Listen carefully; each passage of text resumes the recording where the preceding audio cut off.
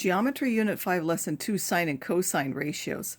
So in this lesson, we want to look at other side ratios and right triangles, which are called the sine and the cosine, and then use those to find side lengths and angle measures, just like we did for tangent. So first of all, a trigonometric ratio is a ratio of two sides of a right triangle. The tangent is one of them. So we've already looked at that. That's the opposite over the adjacent.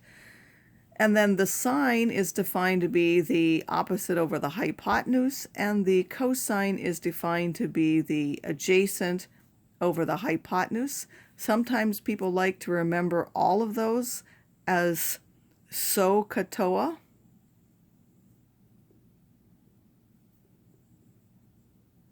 So SOHCAHTOA.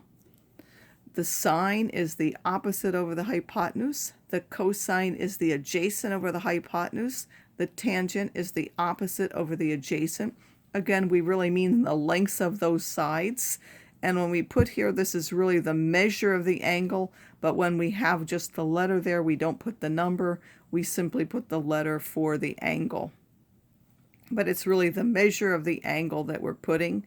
If we know a 20-degree angle, then it has the same side ratio, and we know that those are the same no matter what 20-degree angle we have. The ratio for the sine is the same for all 20-degree triangles.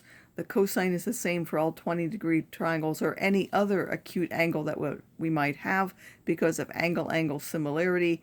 That angle along with the right angle meets the conditions, and in fact we know all three would be the same, and that means angle-angle triangle similarity. So we're going to use the sine and the cosine just like we did the tangent. First of all, let's look at finding them and see if we can see any relationships between them. It says find the sine and the cosine of angle, it says D and F, but those are really A and B. I'm not sure why it says D and F. And then write each fraction as a ratio.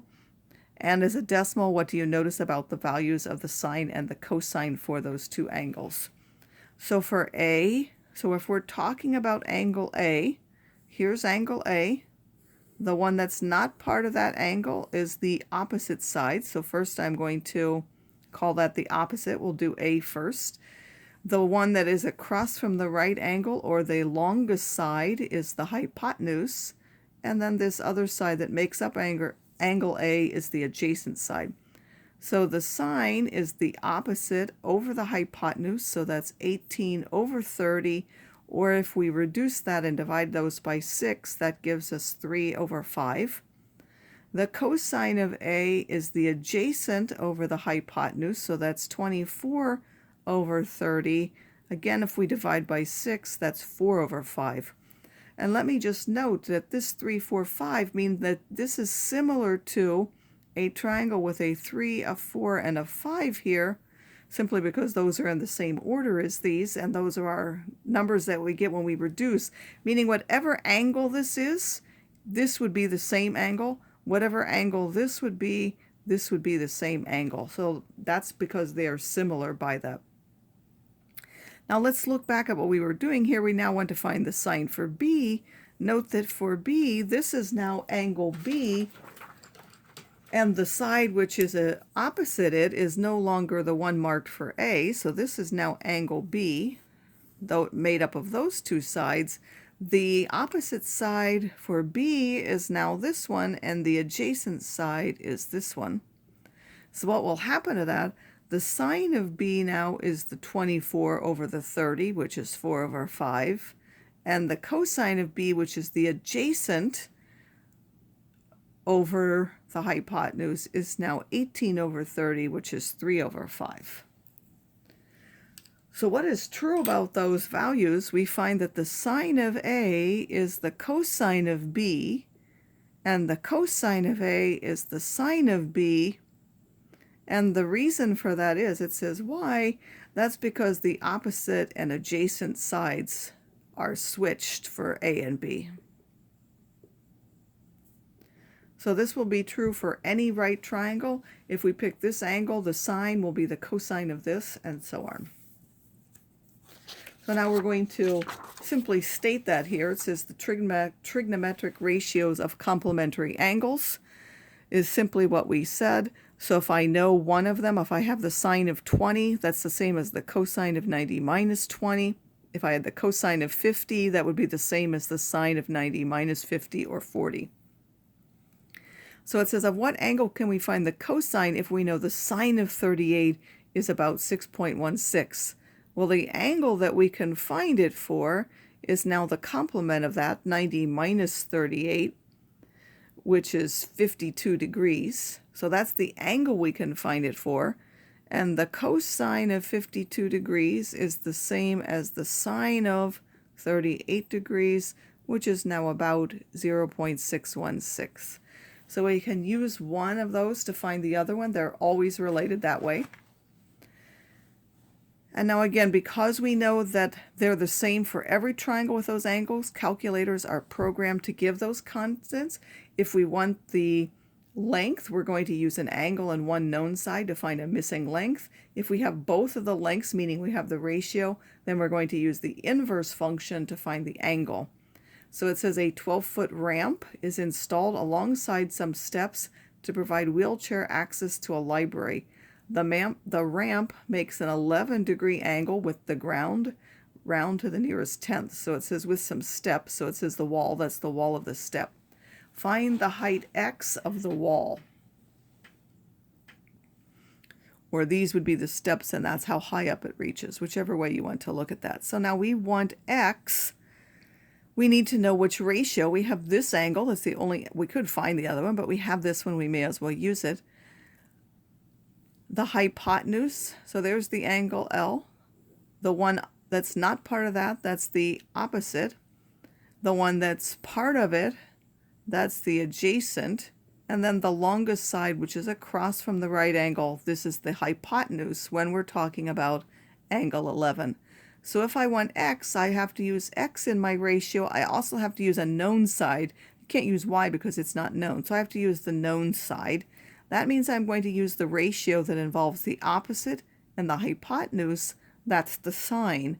So I'm going to do the sine of 11 degrees, because 11 is the one I have, is the opposite over the hypotenuse, giving 11 over 12, x over 12. And then I'm going to multiply both sides by 12 to give me 12 sine of 11. And we know how to calculate that now, so I won't show you. That is now about 11.8. So it says, sorry, I put the wrong number there. That's about 2.3. So the ramp is about 2.3 feet high.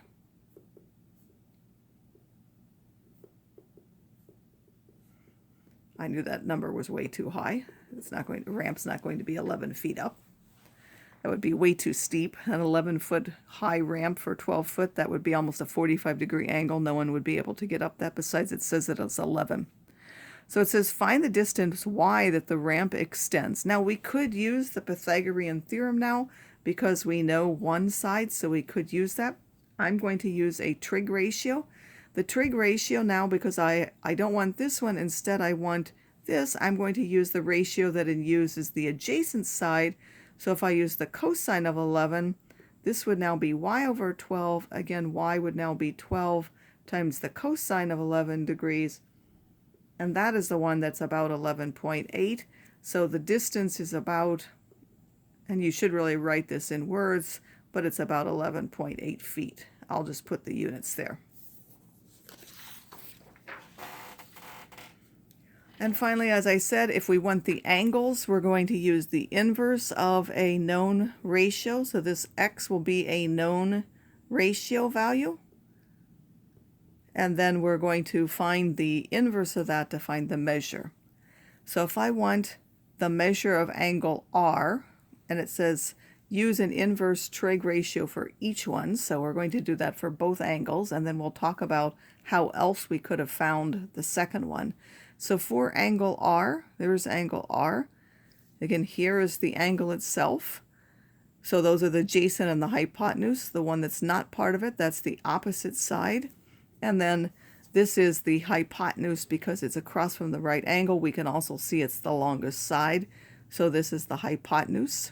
That means that for The sine of r, we don't have a number now, we're just going to write the letter for the angle, is now 7, the opposite over the hypotenuse. If we want the measure of angle r, we have to take basically the inverse sine of both sides to get that measure.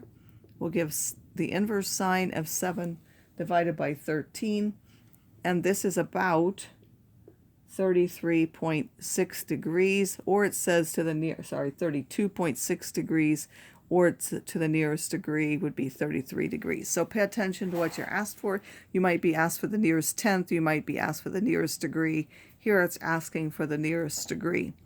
For P now, again, we would take what this is, but for P, this is not going to be the opposite side. That will be the adjacent side because it's the one that actually makes up that angle P.